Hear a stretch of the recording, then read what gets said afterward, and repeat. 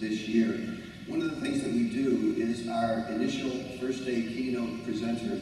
We honor the legacy of Wayne Pritchard. Wayne Pritchard was one of the early executives of the Soil and Water Conservation Society as it began. He shepherded the society through many years as a key executive, and we honor the work that he did as we made what is our most important to our first day keynote address after Wayne Pritchard. And at our office in Ankeny, Iowa, it's there. Part of it is in his honor, and we certainly appreciate the work that he did. You all have had an opportunity to read in your program the biography of Rick Cruse. We're really delighted that Rick has agreed to challenge us, if you will, on the important challenge that we still face in what's happening on our agricultural landscape and the problems that we face of erosion. We know that things are changing from a climate standpoint. We know that the land is under greater pressure, whether it's farm programs that encourage the planting of more acres, whether it's the extreme rainfall events that we're experiencing, whether it's drought that's happening in some parts of our country. We know that's having an effect on our soil resource, and we know that we're a long way from establishing the type of sustainable land resource management system that's necessary on our lands across not only this country, but internationally as well. And Rick has really been looking at that challenge. When we talk about maybe some of the things that are exciting to us now as we look at soil health and how we restore our soils and how we make them more productive and how that works with our agricultural system. But we still need to be concerned for what's happening with respect to erosion, because everything that we do from a building the soil standpoint can be lost in erosion events.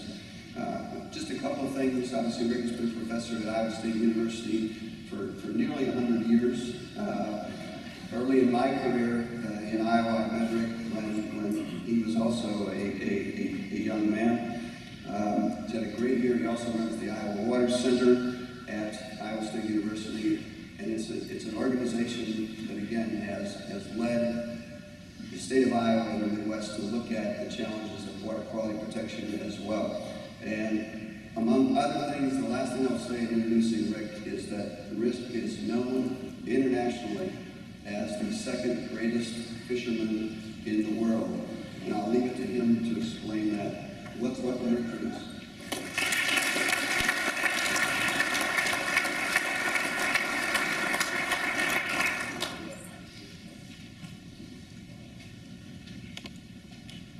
Thank you, Jim.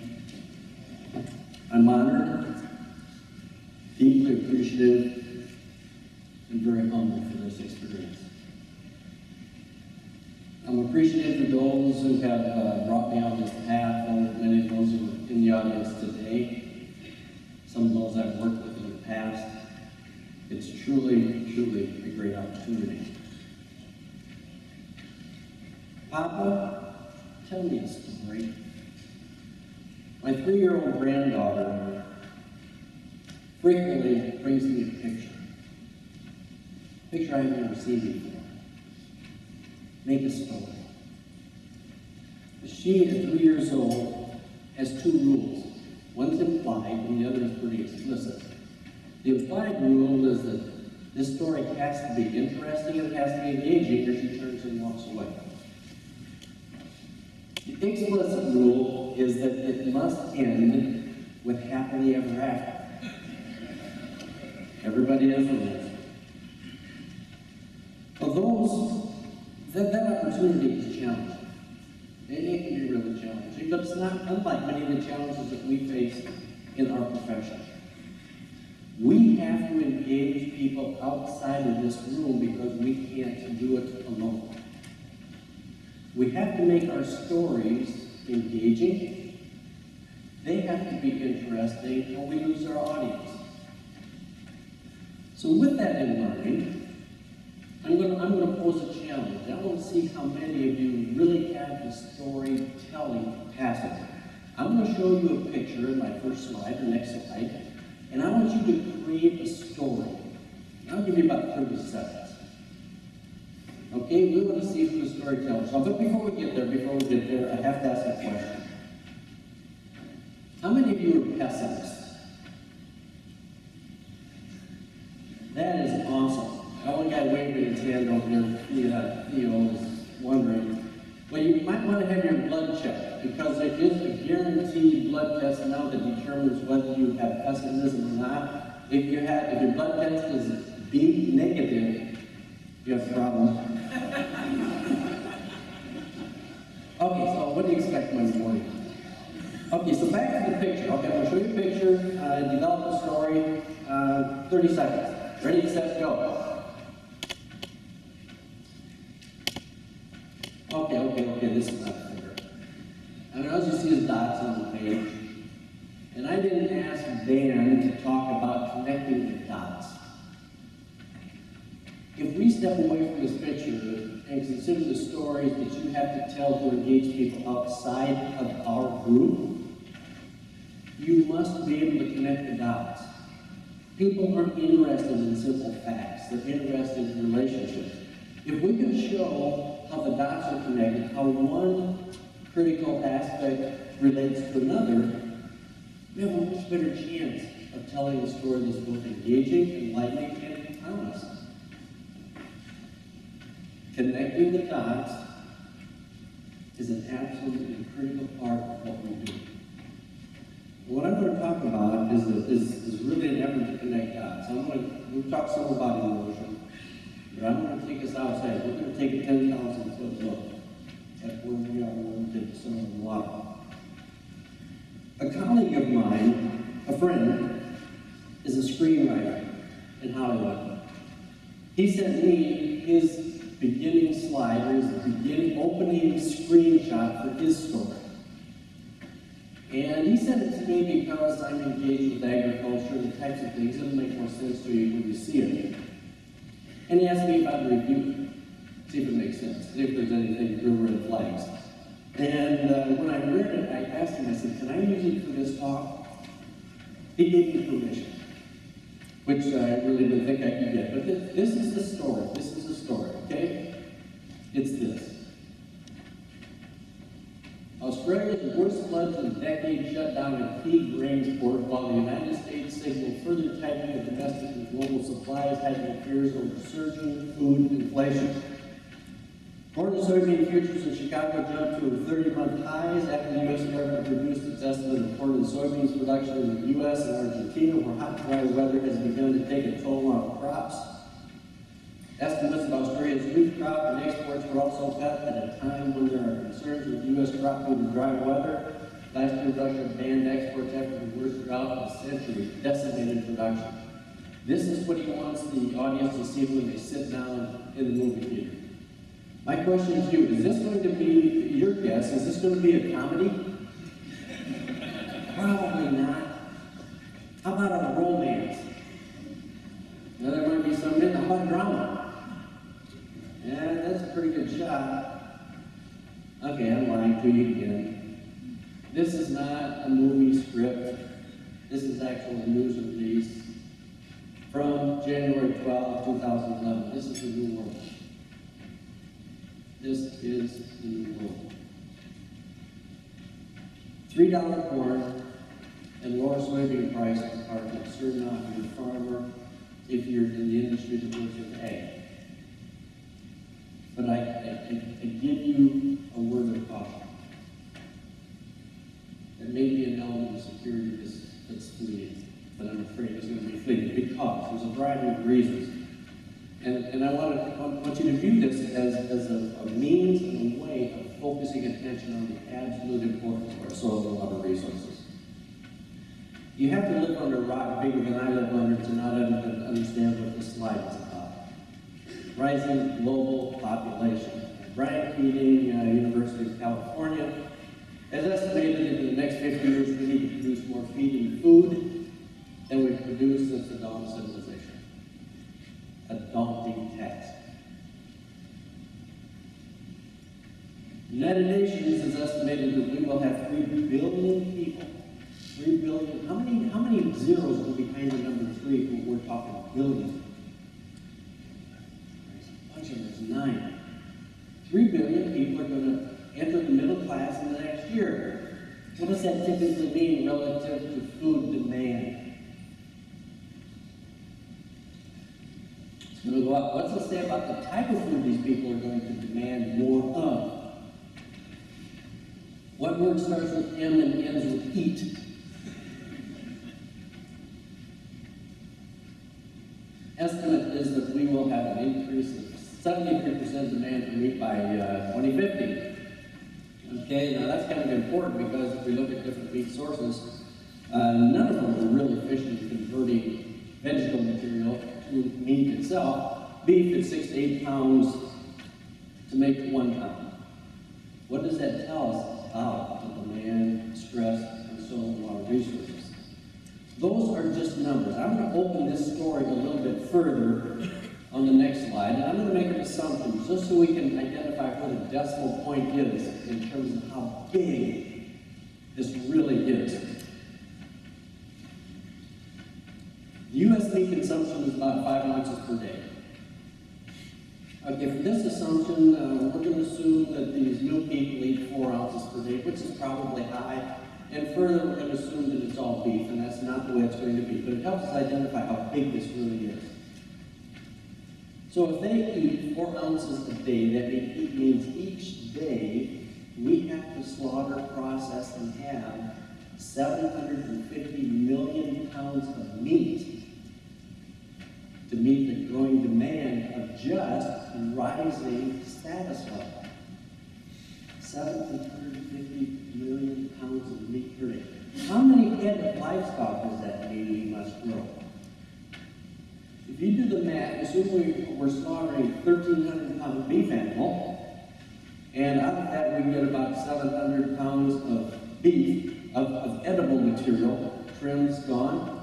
That means each day we have to slaughter 1 million animals.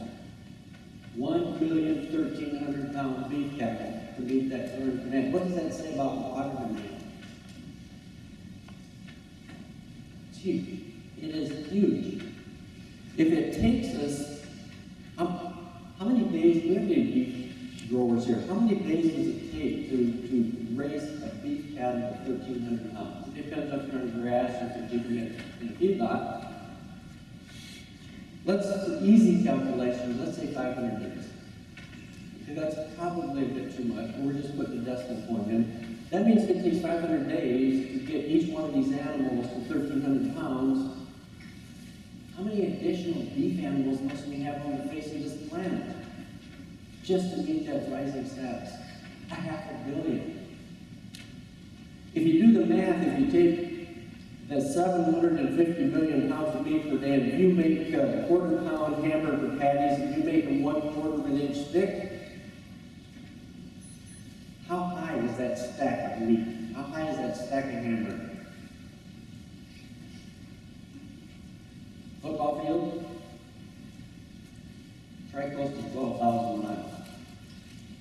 Do the math. What does that tell us about the importance of maintaining, sustaining our soil and water resources? Jim alluded to this. In the period 1982 to 2007, we lost 41 million acres of agricultural land due to urban expansion.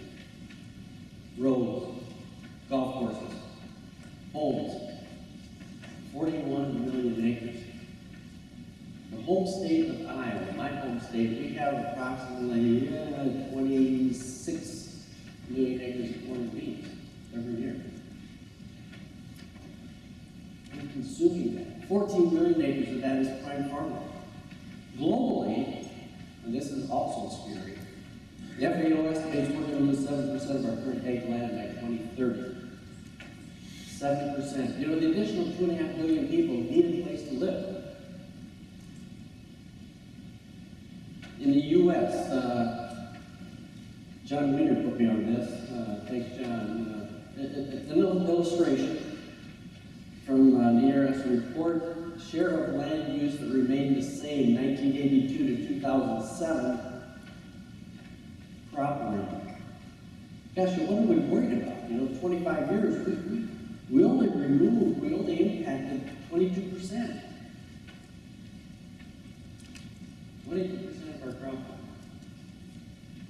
50 years, another 25 years?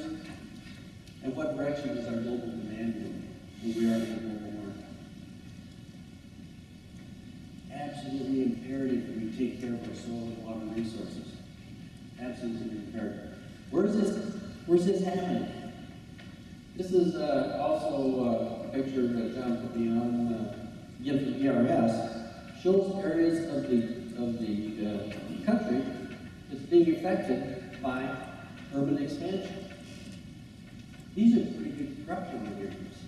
People like to build homes in the same type of land that's good to farm on. My 3-year-old daughter has rules about how to make a story. It might be time that we consider some rules about what ag land needs to be kept as ag land. I'm not pushing rules, but it's something to consider. One thing I hate worse than being told what I have to do is coming to a table to eat and there's nothing there to chew on. Not a good situation. Worldwide, what's happening to the land per capita? We have a fixed amount of land, we have a growing population that's going down, and on that land that's available per person, we still have to grow our food, live, do everything that humans must do. But we can expand. I mean, look at Brazil.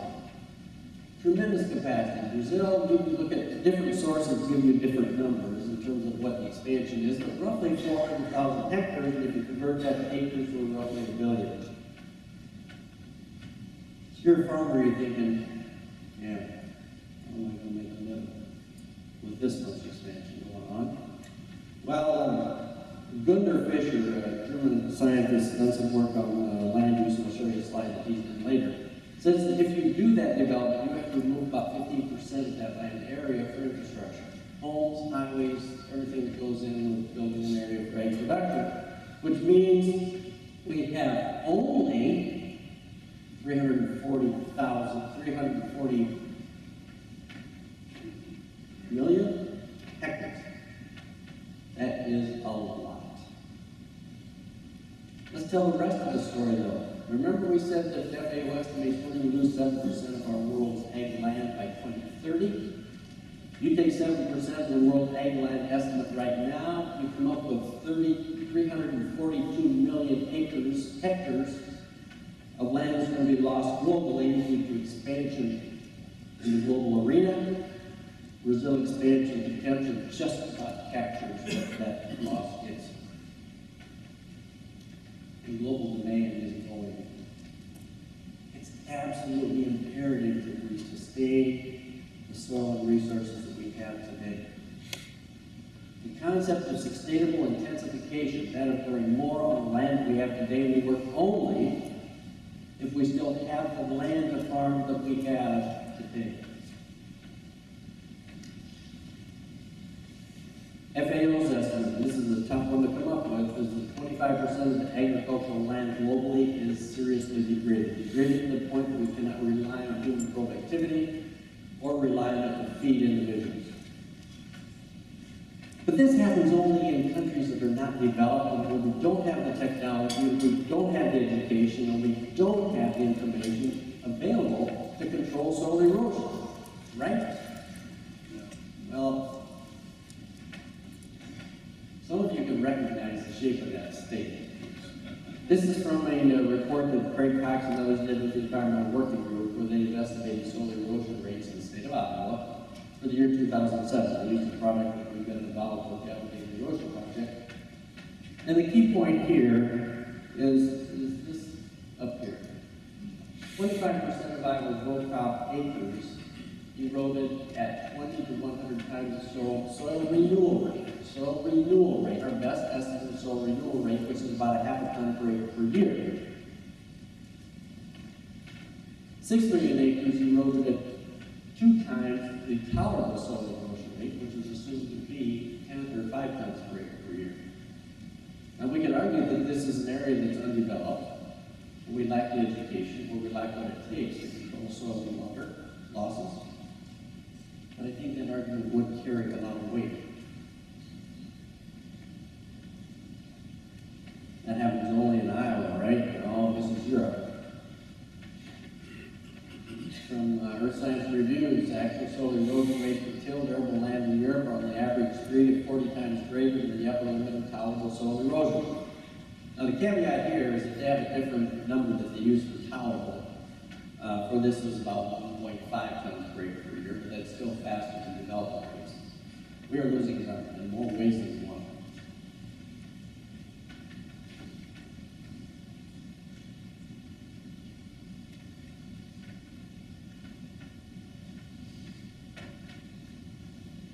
The numbers that I just quoted are only for sheet and rill erosion.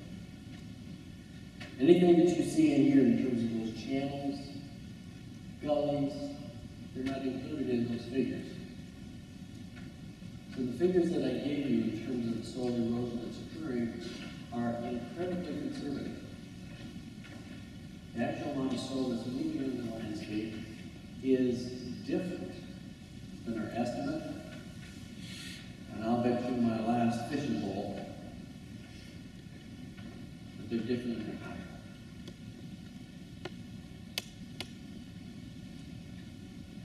Does soil erosion affect soil productivity? I hate to be Iowa-centric, but I'm going to be again here. This is a plot of thickness of the hay horizon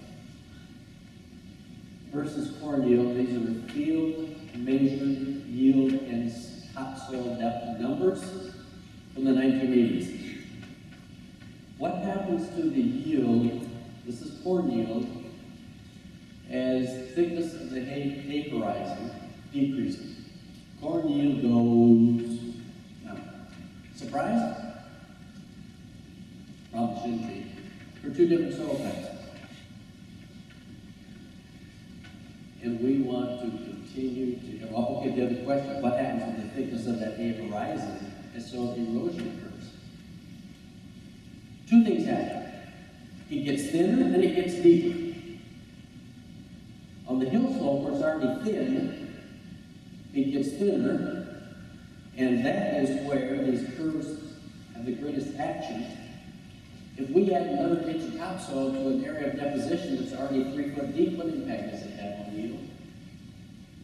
Not much. It's a net loss. Okay. How many pessimists do we have in the audience? No, put your hand up. We didn't know. This is not about pessimism. This is about creating a story that we have to tell about how critically important our resources are. 40% of the world's food comes from 18% of the world's cropland. What is special about that cropland? What word starts with I, has 2 R's and ends with N?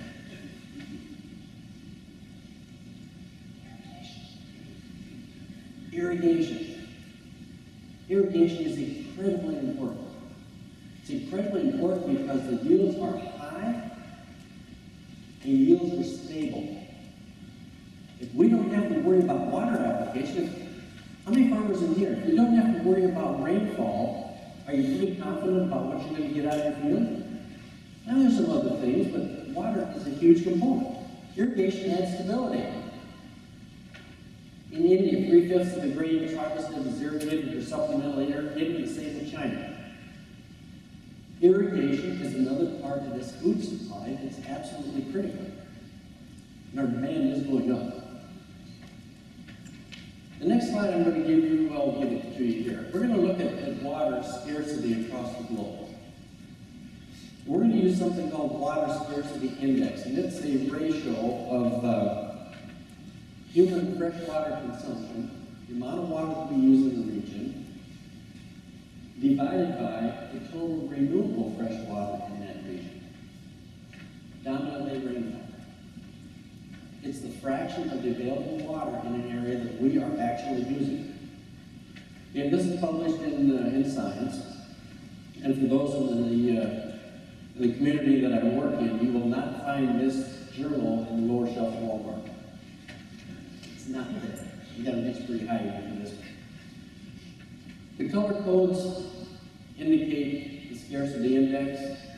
As we get into the oranges and really dark reds, it's a problem. Those that work in this community indicate that numbers beyond 0.2, if we use more than 20%, It's marginally or not sustainable. If we get to 0.4, 40% of the available water being used, it's synonymous with Houston, we have a problem. We are going down. Okay, so I want to focus on a few areas here. Why do we have a challenge in the western U.S.? Say it again. Not any water, that's true. What word starts with I has two R's and ends with N? Irrigation. 70% of all fresh water use is for agriculture, and virtually, well, not quite all, obviously, is for irrigation. Let me repeat that, 70% of all freshwater use is for ag, for producing food. Okay, so we have a challenge. I want to talk about the Greater Northern Plains Aquifer here shortly. Why the challenge in these population centers? Too many people? Or lots of people? What word starts with I, has two R's and ends with N? It's irrigation. Irrigation is absolutely important for a stable food supply in a world with a growing population. And these areas are being challenged because of aquifer depletion. This is from hydrologic processes. This is a quote. Severe groundwater level declines of 0.5 to 3 meters, that's 2.5 feet to 9 feet, have occurred throughout northern China in the last 3 to 4 decades, particularly in deep aquifers.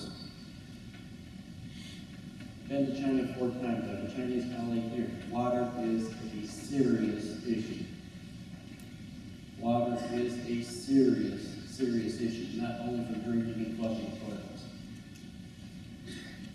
What does that tell you about the importance of maintaining the soils in Indiana, Ohio, Illinois, Iowa, Missouri? Absolutely critical. We cannot squander them. But that happens overseas. So this is a high-performance aquifer depletion plan. And dinner with a student from Iowa State Thursday night in northwest Kansas. Asked him what's happening to the water, to the irrigation water. He says, we have farmers losing irrigation water. He says the amount of water that we can pump is going down. He says, we don't. We're draining the pools. Dan Delvin, I don't know if Dan is here or not, from Penn State University, operates K-Care and the Water Research Institute. I asked him about increasing water use and water efficiency for irrigation. He said, yeah, we can do it. We are doing it. I said, isn't that having a positive impact on water use? He said, no. He says, what it means is the farmers irrigate more land. They get more return. They're not reducing the amount of water that's being used. United Nations. Okay, a point I want to make. A lot of these things, points that I'm making, are not going to create happy faces. And when you're in the research arena, which I tend to be, if we're looking at a challenging set of information, we always look for different sources that got information in different ways. If people don't agree they're doing things differently, if they don't agree on the final outcome, the final answer, well, it's, you take the stuff with a grain of salt. But when things are aligning, and stars are aligning, doesn't mean it's absolute truth, but you do pay attention. Okay, this is a United Nations program estimate. Water withdrawals as a percentage of total available water. Somewhat similar to what I just showed you with the water scarcity index. This is 1995, and there are 2 countries I'd like to look at, U.S. and China. Well, we'll look at the area here too. Okay? Now I'm going to show you what the UN projects for 2025. Again, color-coded. Now these colors mean if you're blue, light blue or dark blue, you're usually from 20 to less than 10% of the available fresh water. If you're reds and oranges, you are from 20 to more than 40% use. Okay, so let's go to 2025, and what do we see? What's happening to China? What's happening in the US? What's happening to the color of India?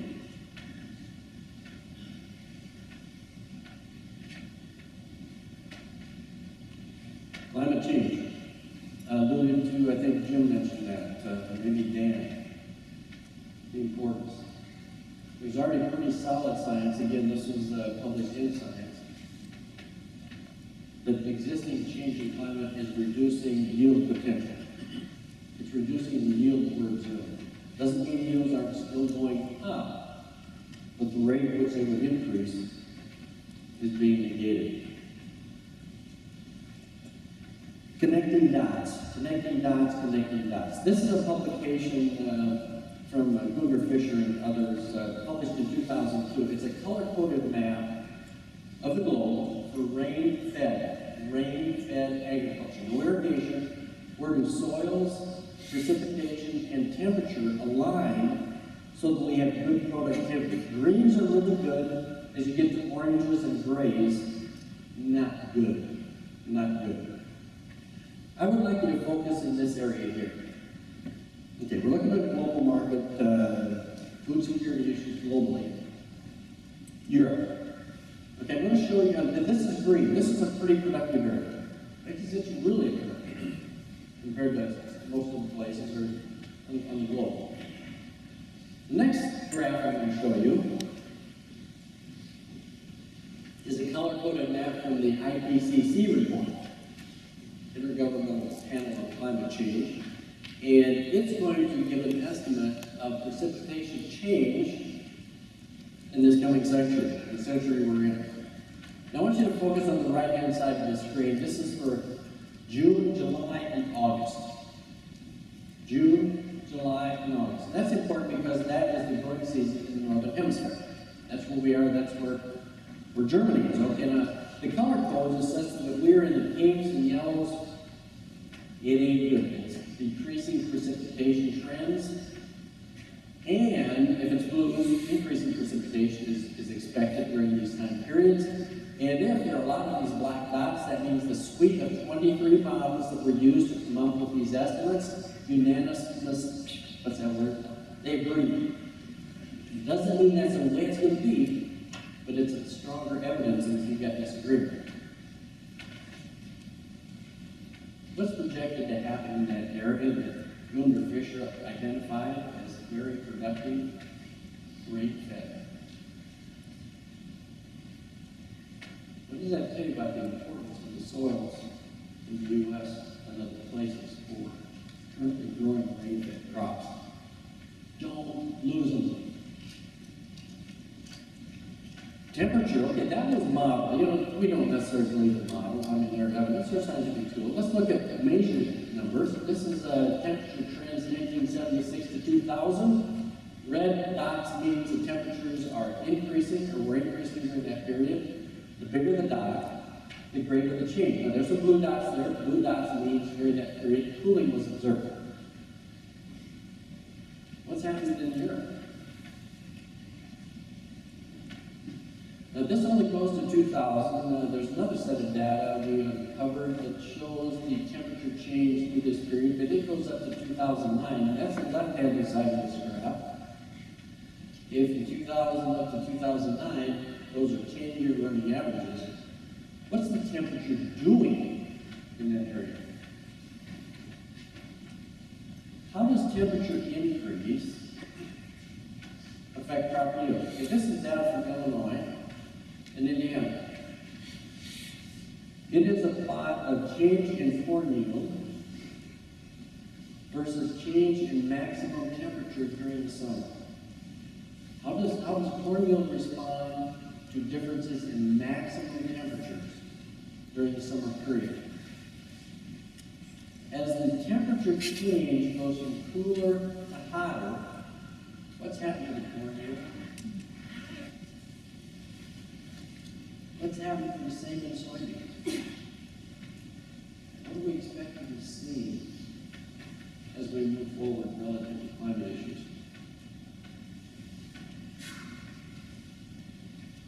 Every researcher has to have a slide that's data and comprehension.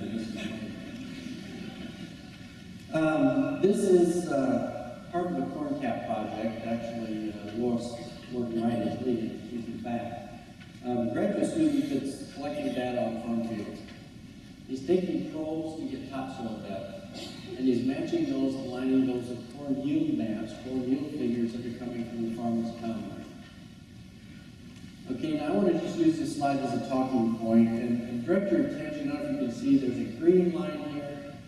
That green line is running from a set of data that was collected in 2012 when we had 14.3 inches of rain. 14.3 inches of rain is not very much. What's happened to the yield of corn as the topsoil depth increases? Yield improved. Better soil, better yields, under stress conditions. That's the first positive thing he said. What happened to yield? Let's take 2010. We had 30 inches of rain. Now that's the red line. Did we see a response in yield on the non-Lakeland farm that this came from when we had lots of rain? Soil quality wasn't that important. It's always important. The point is that we're building resiliency, and the president, the group before this, echoed that point. You've got to have quality soils if you're going to handle the stress conditions that occasionally exist and based on projections more frequently occur. Can technology take care of these stresses? I argue be cautious. Be cautious. If we take Formula One, put it on the Indianapolis 500, what do we get? We get what it's built to do. If we take that same car and put it in a pasture somewhere, what do we get? What do we get if we take $1 billion genetics package and put it where we don't have resources? Technology is a great tool. It is a tool, but it is not the answer. Farmers have the information at hand. A yield map. If technology could overcome loss of soil quality, could compensate for soil quality total, that would be a common thing. That would be a common color. It's not. It's not. Working lands. I heard, I think Jim referred to working lands. Our lands have to work. Today, $3 corn, we think not. Be careful, we don't want to. I caution, $3 corn could be a false sense of security as we look forward, but it is a struggle now. The challenge with how we're managing our working land, water quality is suffering. Water quality is suffering. Do we do better? I hope so. I think so, and we're trying. So, I want to leave a quick takeaway message and then jump into a very discomforting zone for me. And Jim, you raise your hand and get me to stop as well. Typically there's a clock somewhere so I can see how long I've been rambling. And I was giving a talk one day in a group of farmers, and there wasn't a clock, it was in a tent. And I asked someone if they had a clock or a watch so I could see how long I had talked. He says, "You don't need a clock, you need a calendar." I got the answer. Takeaway message. Remaining soil and water resources, and I want to emphasize remaining, are critical for global food security. Absolutely critical. They're economically imperative and an economic opportunity for those that have them. They're going to increase in importance, and these resources are not replaceable and have no substitute. Water is marginally replaceable if Mother Nature cooperates with us. Maintaining existing resources is going to require a proactive approach. There's certain professions where you can be reactive and you'll be successful. If you're a football coach and you see what the other team is doing and you come get your team around you, make adjustments, life is good. If you're the captain of the Titanic, you do not have that option. If we're managing the resources that are absolutely required to feed this world, we don't have that option. Failure is not an option. If we fail, the Titanic is going to look like a picnic in the park.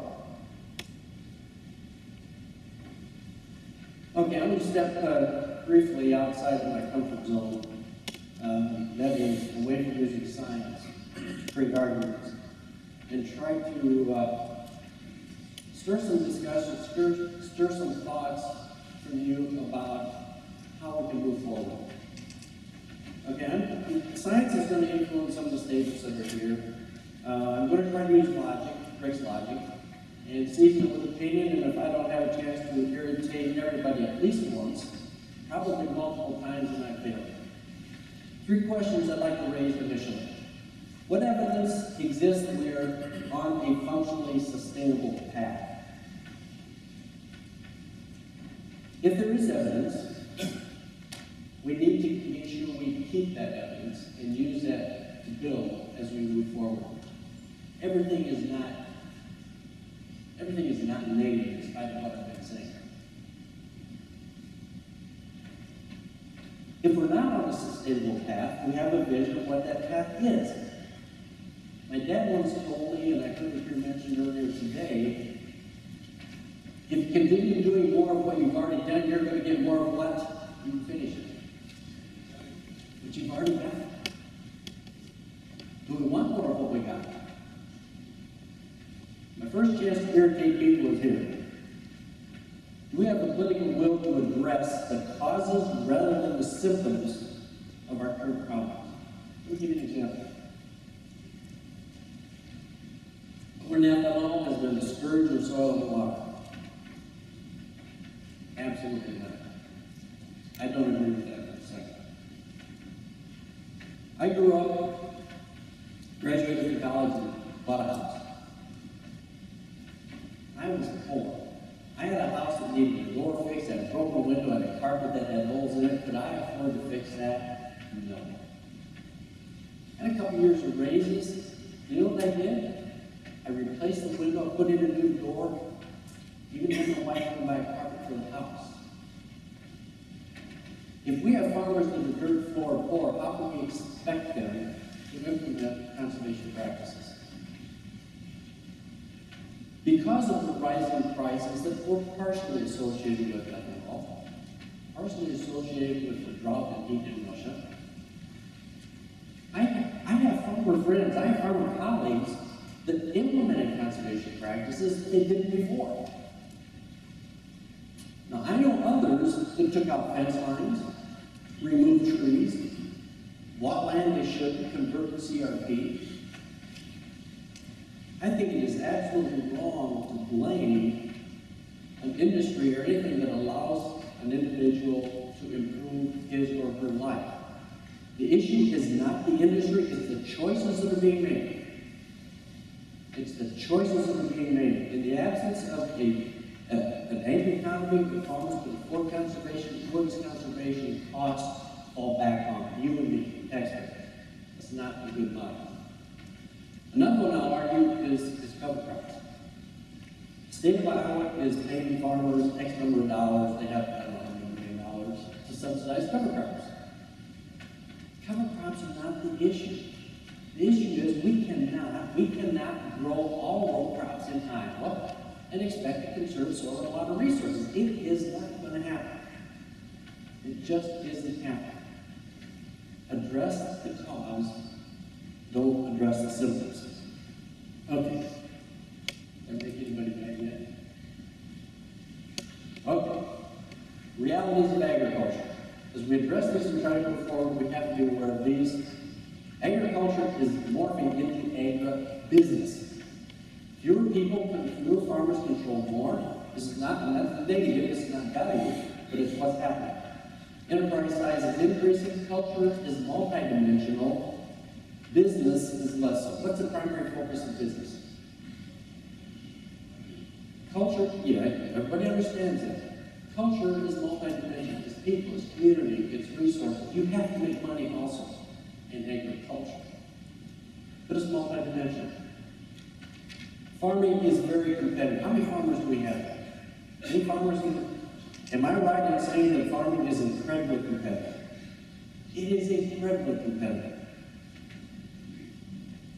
Farmers make money or they don't farm. If you're a farmer, I don't want to farmers to answer this, so you think about it. If you're a farmer and you're bidding for land, we have things like rental auctions now. The highest price bidder gets the land. That's not everywhere. It's not all over. As you keep raising your bid, bidding against someone else, what is the first thing to go? It's everything that you might have done that doesn't give you a return on the dollar to help pay for that elevated cost. Farming is competitive. You have to make money. Conservation fits in that envelope of things that don't make money in the short term. Voluntary conservation approaches work best when incentives and benefits are aligned. God, what does that mean? What does that mean? If I own my land, and I plan to own that land for 2 decades and pass it on to my children, the incentive of conservation is the benefit of higher yields in the future. The incentive of conservation is the benefit I get from higher yields in the future. They're aligned. If I have a landlord that says you're going to take care of those waterways and you're not going to farm here, okay, the incentive of me taking care of those grass waterways is the benefit of being able to farm this land. If I've done a rental auction and I happen to be that highest bidder, the incentive of conservation on this land is the benefit of what? Ain't there. It isn't there. It must be aligned, at least that is the full that we get. The majority of harvested land is rented, and conservation incentives and benefits are not frequently well aligned with those arrangements. Markets are farmed, not the land. Markets are farmed, not the land. Farming the market does what in terms of soil quality? It does what in terms of soil conservation, typically? Comes in a second. It's a reality. Remember, it's competitive. And if your neighbor is farming the market, what are you going to do? You don't have a choice. We have a very strong ag and industry lobby. Rationally, you're not aligned with conservation goals, typically aligned with industry. You know who spent the most money lobbying for the current farm bill? I know you're thinking Monsanto, you're thinking big, Banking industry. Banking industry. The biggest bank investment came from crop insurance subsidiary. Big money. Now, why that's important, when we're dealing in a political environment that's fiscally austere, and you have lobbyists that have lots of money pushing towards you, and you have a little conservation area, what's going to get cut? What's going to get less attention? It's just common sense. You can't put conservation part of the farm program in the same bill where you have all these other high pressure, high dollar lobbying efforts and expect you're going to come out well. Major policy elements are not well aligned with soil conservation and water quality. What did direct payments do for us in terms of crop diversification? What did direct payments do for us in terms of the need to keep your crop base up? What does crop insurance do for you if you're guaranteed an income? I'm not knocking this, everybody wants a guaranteed income. But if you're guaranteed an income for doing one thing, what incentive is it? What is the alignment of incentives and benefits associated with conservation? Soil erosion science is weak. What's some of the best soil erosion people in this week? We got Seth, we got Dennis, we got Brian, we got some of the best that exist here. But it's still weak. Compare what we can do with soil erosion research to the knowledge of the corn genome. We're still in the Stone Age. We got to get better. We don't have the funding. We don't have the resources. Do the best we possibly can. It has to get better. And it is. It is.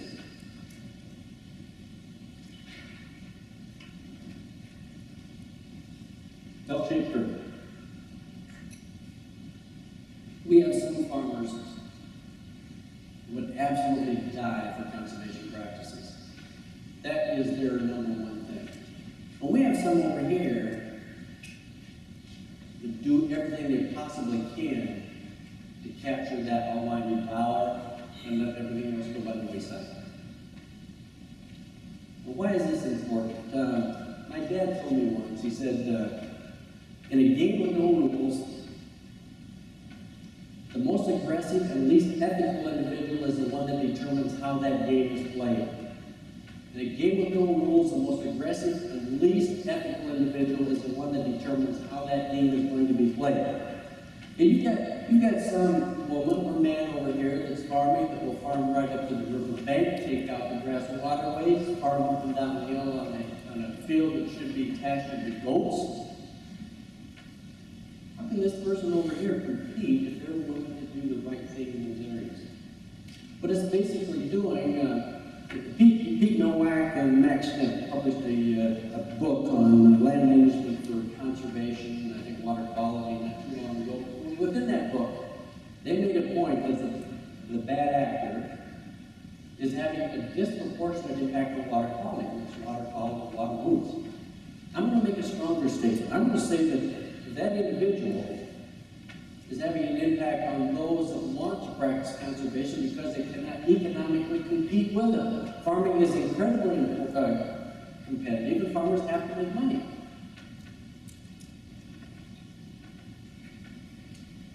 So what's new as we wind down?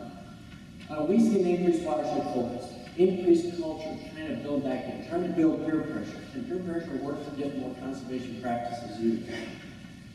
We have industry recognition of sustainability issues. We saw that in the section before this.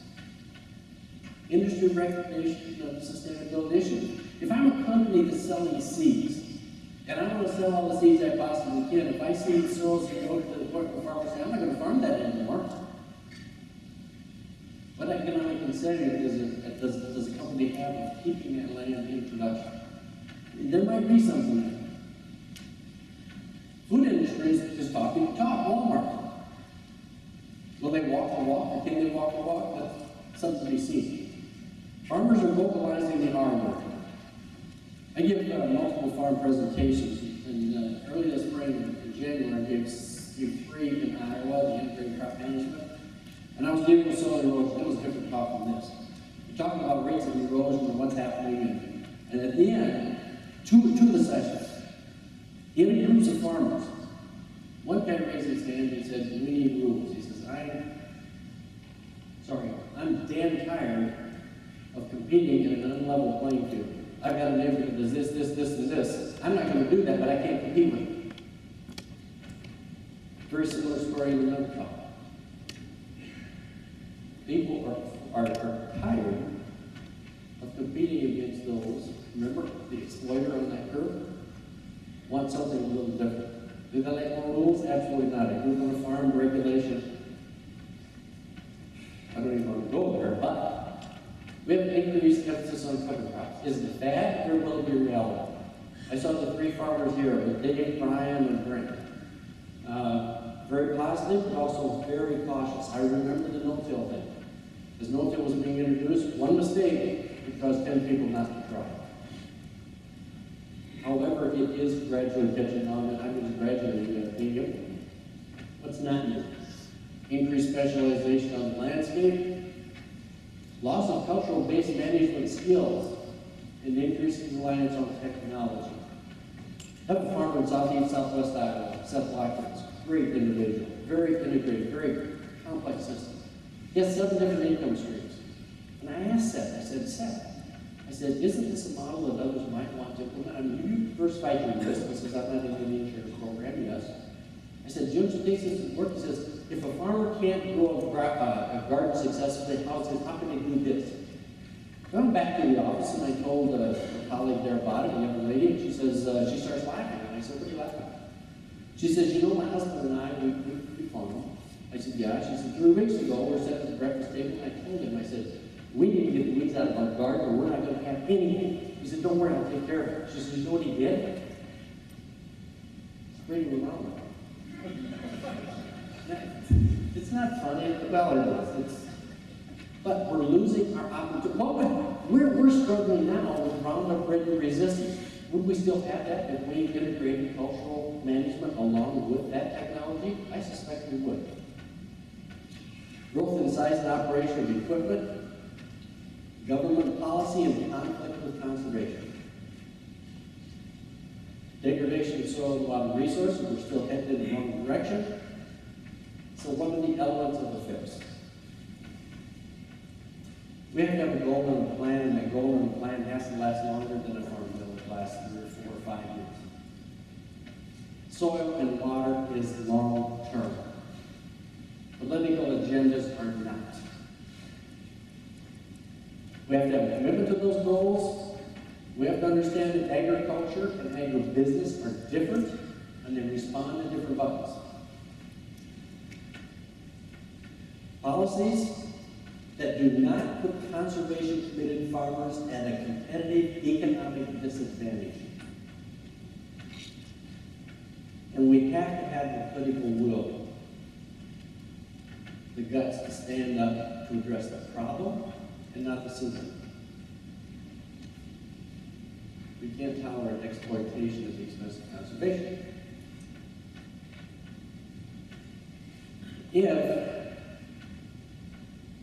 If this profession is truly going to make way for conservation, we cannot be passive. We have to be proactive. It's on our shoulders, it's on your shoulders. Speaking only to the choir is not going to get us where we've got to go. I wish you a grand conference, and I hope there's not too many pessimists that exist in this group right now. Be happy to address any questions. And before I'm done, Jim, I'd like to make one announcement, but we can do that later. Okay. In April, this coming year, I'm convening a section of the conference of the European Geophysical Union in Vienna, Austria, on land degradation, agriculture cause and impacts. Looking for people that are interested in giving papers. Vienna in April is a great place to be. Yeah, if you have an interest, please let me know. Thank